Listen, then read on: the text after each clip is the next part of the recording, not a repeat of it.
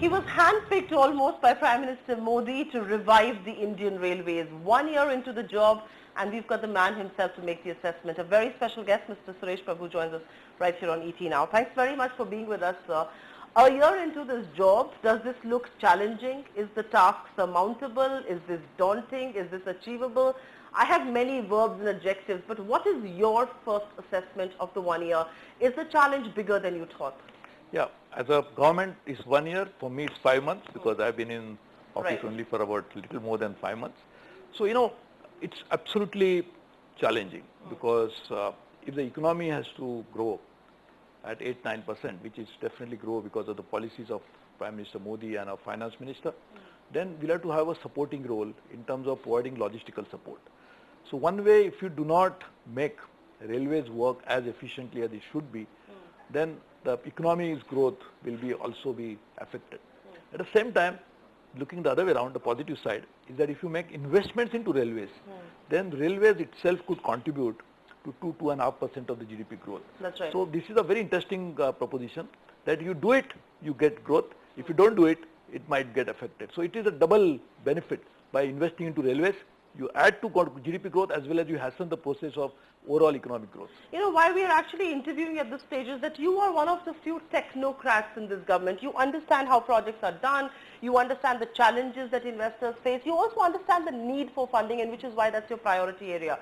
The question that I have for you, sir, is that I understand you're 5 months into this job, but it's a year for the government. Railways was seen as this one big thing that the government wants to revive.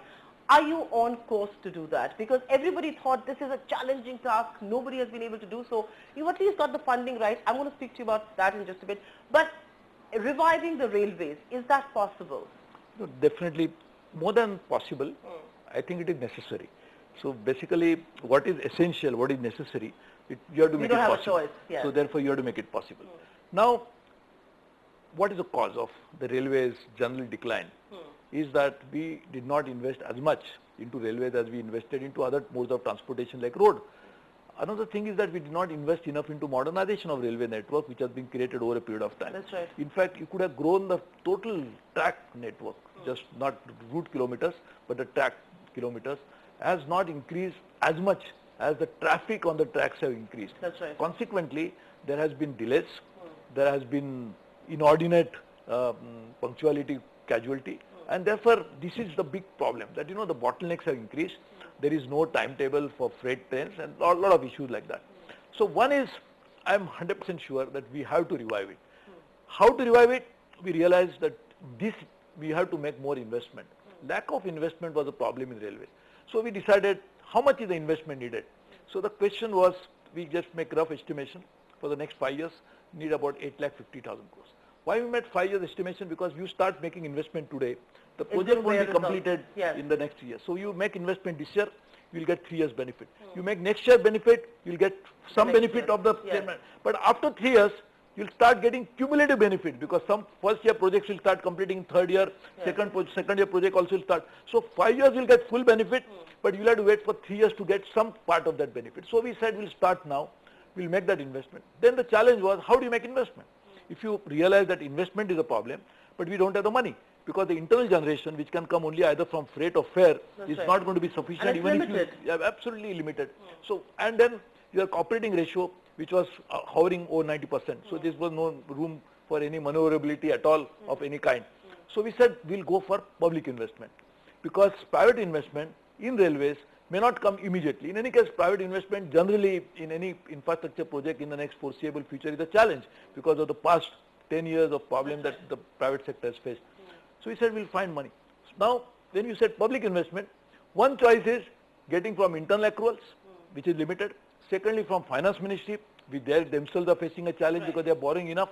So we said we'll do borrowing on our own as we start putting in money. That's a very fair point, because for the many years, railways has always been a parasite on finance ministry. You were trying to change that. So, you get a thumbs up on that, and that's a huge green in your report card, that you're trying to generate funds on your own.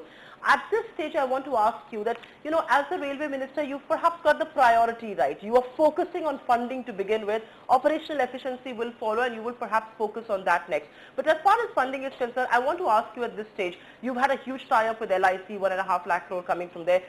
Where do we stand on funding for railways? See, first of all, this year, we had in the budget, we had said that extra budgetary support will be about 21,000 crores. That's right. We have got more than that. We have got about 30,000 crores. So next year money also will more or less tied up. What we really need this money, essentially, we'll get about, say, look at it like this. World Bank, Asian Development Bank, International Finance Corporation, we are already negotiating with them with a very advanced stage of negotiation. Secondly, we can issue tax-free bonds, which Finance Minister has already talked about, and he himself has identified railway as a destination for those tax-free bonds to be invested into infrastructure. Fourth, Finance Minister himself has said in his budget speech that we'll create a India Infrastructure Fund, in which 20,000 crores will be our corpus, 1,80,000 crores will be put in by the overseas investors, and we can make it 2 lakh crores fund. He again has said the railways will be the largest beneficiary, maybe about 50% of that. Take our state government PSU. We have already signed with Coal India 2 MOUs, or the companies, wherein one in Jharkhand, one in Odisha, now we'll do it with Chhattisgarh, wherein we'll find to use their money and start implementing the projects. So then in addition to this, even if you go by a very conservative estimate of Finance Ministry, giving 40,000-50,000 crores a year to railways, which they always give as a gross budgetary support. That is more than 2,50,000 crores. So if you really look at it, money that is required for railways is more or less available. Now what is necessary is to put that money into bankable and viable projects.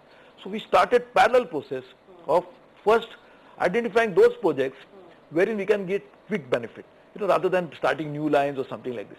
Like we have one line, we'll put second line. You have 2 lines, we'll put a third line. Where there is a congestion. Look at Mughal Sarai, a route which is heavily congested. And that passes through the Delhi-Calcutta network, in which some of the lines are operating at 150% of its capacity. I don't know how we run it. So therefore we said we'll decongest that, put money there. So obviously, if decongested means what? That means we are not able to take more traffic. So their viability, profitability is inherent. So we actually try to. So that is what we are trying to do. So at this stage, because your funding requirement is largely on track, being taken care of, there were a lot of sovereign funds that were interested. There were PE investors that were interested. Are you talking to any of them at this stage because they wanted to put in the money in the railways? See, you're absolutely right. In fact, what is required is you do it like this. You first measure the cloth and then decide how to cut it. Or you decide that I want to have first design my own, and then accordingly buy the cloth. So we first went by a very conservative idea of how much are the projects needed, and then I said, let me first tie up the funding. There is a huge potential to get pension funds of different countries to invest into India. You have a possibility of using sovereign wealth fund of other countries to be invested in India. At a time when India's economy is going to be the fastest growing economy, at a time when there is no other country in the world which will have appetite for investment into infrastructure as much as India has. So therefore, there is a matching requirement. You have your own requirement, you have your own ability to invest, and I have a need to make that investment. So actually it's complementing each other. So this is a very good opportunity. So we are not ruling it out. But what I'm saying is, you're going step by step. You're not crowding in too much of investment. What is the point of just, but there is always, suppose for example, if I get money which is at a lower rate of interest than, or cost of funds to me is going to be lower. I mean, rather than just rate of interest, you have to look at it as a tenure, you have to look at exchange issues, you have to look at how you are going to service that. If you have a very favorable terms, then we could always take that. In any case, it's not railways alone I look at it as a destination of investment. So India as a whole, previous government decided that we need $1 trillion for 5 years. Now, of that day themselves said that more than 50% should come from private sector. So obviously, not a penny came in. I have a question to ask you very quickly before I move on to the operational part of your ministry. This is the tax-free bonds. There was a lot of excitement about tax-free bonds of railways. The investors were very excited about that. What is the status on that? Is that something that's on your list of priorities? Is that something that we're going to see soon enough? We will, just see. And what are the limitations? No, I don't understand. Just look at it like this. This is only 36 days since the new year has begun, the financial year has begun. And probably just a week since our finance budget, not even a week actually, when the finance bill is passed by the parliament. So we have to wait for some of the guidelines, some of the issues to be discussed with the Ministry of Finance, we'll take it forward. It's not ruled out at all.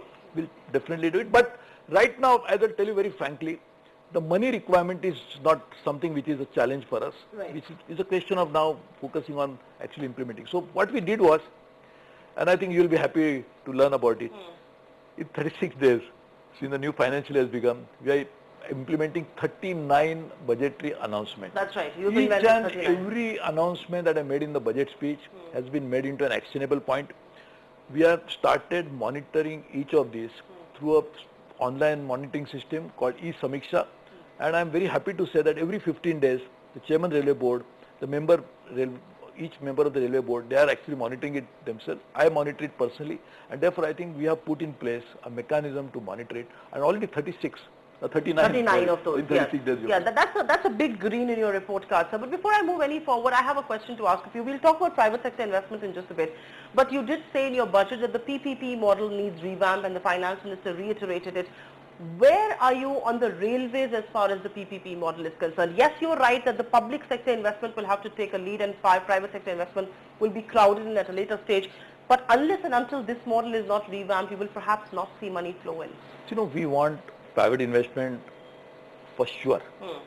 But as I said, it's not just my desire which is going to give me a private investment. Exactly. We have to create a proper enabling environment. So firstly, we said, you know, we'll come out with a model concession agreement, which is already out and which is now being discussed and negotiated.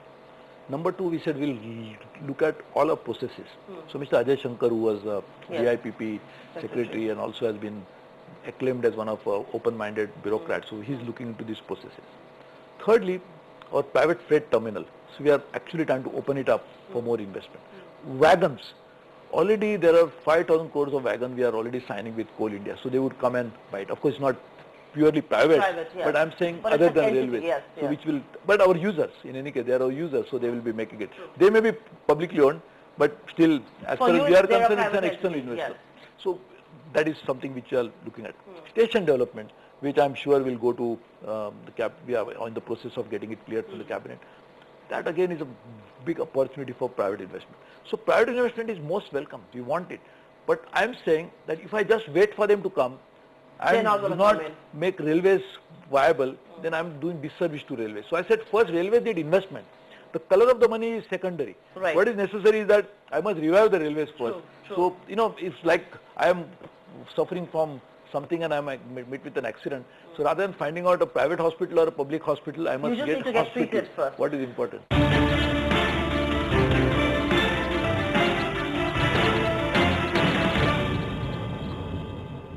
You are a reformist in your DNA, and which is why I have a very frank question to ask of you, which I know a lot of railway ministers may not answer, but I'm going to ask you this question. Why is there this inherent fear, this inherent, suspicion as far as the word privatization is concerned? Because even in Mr. Debroy's report, he's talked about that. And also, every railway minister talks about private sector investment is welcome, but, the avenues to invest are very small. Will you be looking at a greater play for the private sector? And why is the railway so scared of the word privatization? Is that a bad word? Let me tell you, give me just 2-3 minutes, let me expand it. What is meant by privatization? Privatization presupposes, the word privatization presupposes that there is a transfer of ownership of that enterprise to private company. So railway is not even a company, it's a government department. That's right. So now tell me something, how do you transfer ownership of a railways to somebody else, number one. Secondly, no committee has ever recommended a privatization of the kind that you envisage, or I just explained to you what is meant by privatization. Bibek Debroy committee also has not recommended it. I talked to Dr. Bibek Debroy personally after that. He said, but I not even said it like that. So therefore, no committee has recommended it, despite contrary to what we believe that it have. Secondly, this what is meant by privatization, this is what anybody would like to have. Thirdly, even if theoretically privatized, anybody in the world, any organization in India, anybody who has the capacity to take privatization of 51% or whatever is the value of railway, the railways could be valued several $1 trillion. Would anybody would have that ability to do that? So where is the question of privatization? So question is, we deal with ideological debate, which does not result into any practical benefits.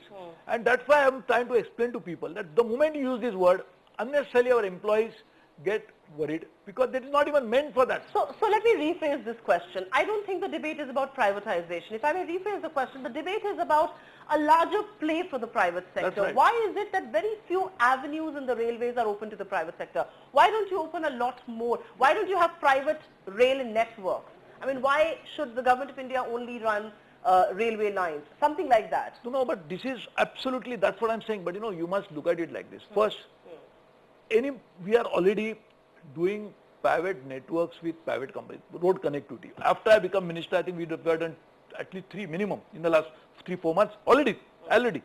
In case of 2 in Maharashtra, one is Jaigarh, one is Dada port, Right. so Dighi port. Then we are trying to do in Gujarat, we are trying to open for any. So that is what. Any other private company has come forward and said that we want to set up a network, I'll be more than happy. Has anybody come forward? We can make that policy. So are you saying, theoretically speaking, the railways is open to the fact that private operators can come in avenues even like this? But let us look at it like this. Rather than coming into, firstly, you must be very clear about it. So this is no ideological debate. So what I'm trying to tell you was that privatization is something which has never been contemplated by any committee, never recommended by any committee. Secondly, what we are doing is something to make railways run better. So I am saying we need investment. Why we need investment? Because investment is the only way railways can become better. Investment, private capital is not coming, we are putting in public money into that. If private capital wants to come into some areas which does not impinge upon the public interest of the country, we will be more than happy to do this. So to make sure that that happens, I already said in my budget speech, we are creating a regulatory framework. What is the regulatory framework would mean? That any private investment wants to come in, which to balance it with public interest and also to make sure that a private investment is not hampered by the fact that public policy does not encourage that. What is the best way to do it? So we are trying to create a regulatory framework to do that. So why I am saying this is that unfortunately getting into the issue of privatization as an ideological debate, which does not result into anything. You might as well create an enabling environment. We try to do it to improve what is the whole purpose of any investment into railways? Privatization is also a private investment into railways. What is the investment into railways necessary for improving the performance of railways?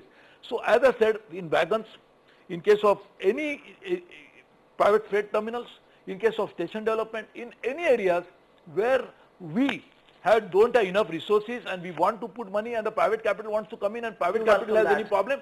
So this is definitely possible with a framework that we are trying to create. What I was saying was, look at any organization in the country, even if it is a private sector company. Suppose any US, one company is going to get merged with other company. Is there not fear in the minds of the employees? Sure that what is going to happen if there is a change?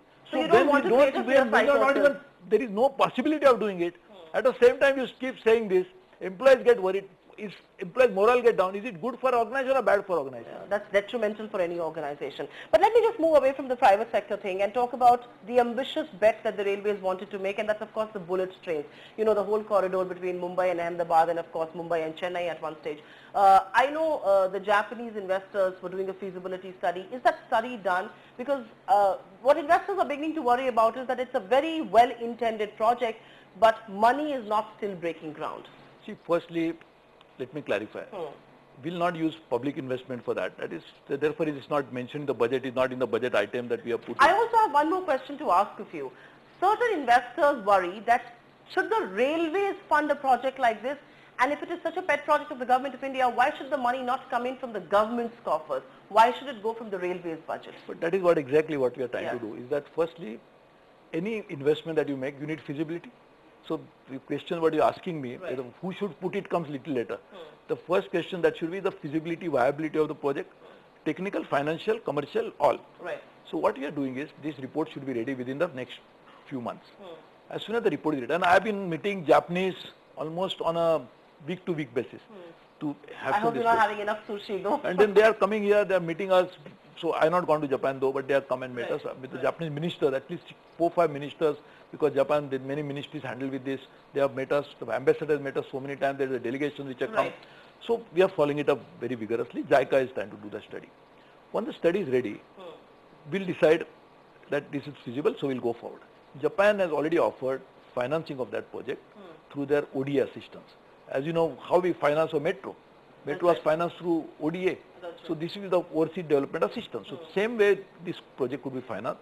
So this is again another possibility. So therefore we are neither touching government money, we are not doing this, and this is how we will do it like this. But if at any stage the government of India needs to fund it, will the railways bear the burden for this? See, this is all very hypothetical, because as I said, which is something like this, which can happen only when we take, but as I said, right now, our idea is to get it from externally funded.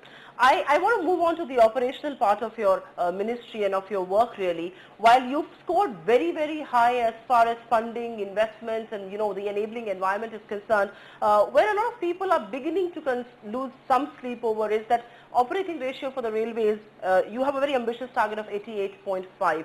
It was at levels of 92% last fiscal. Has that not gathered enough mind space with you? That's the big concern. This is again, I'm surprising on what basis you get concerned. This is the first month of the new year. We already set targets for them. The economy has to grow. See, basically what we can handle. So we are geared up to handle 1.2 million tons of 1.2 billion tons of cargo. So this is one. Number two, we are focusing on expenditure control. So why should people lose concern about it? Because it's not even 1 month of this. So we have 11 months to go.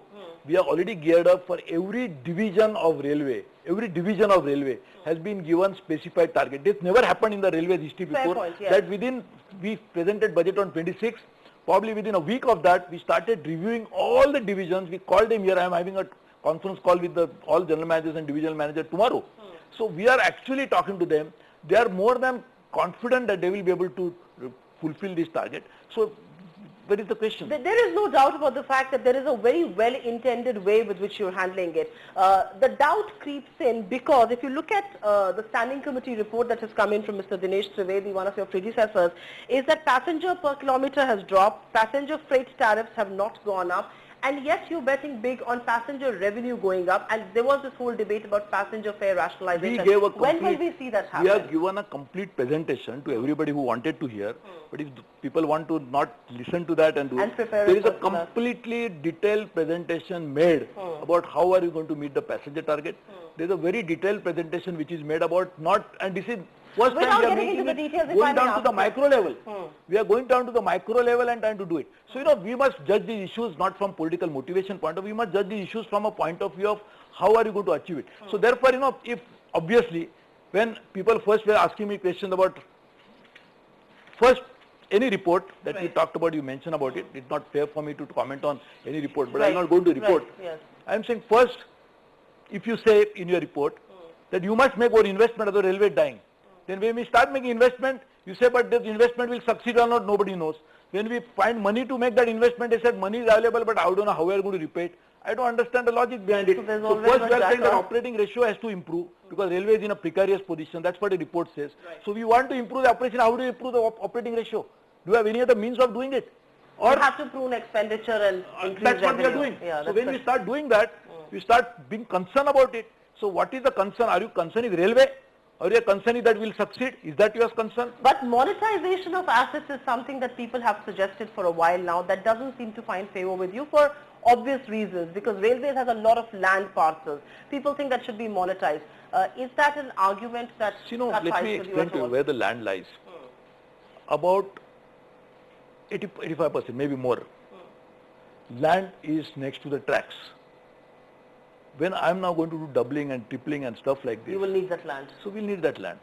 Then the second parcel of land is lying maybe near the station, some yard. So we are trying to create warehouses and we are trying to do that to make business operate. That is how we monetize it.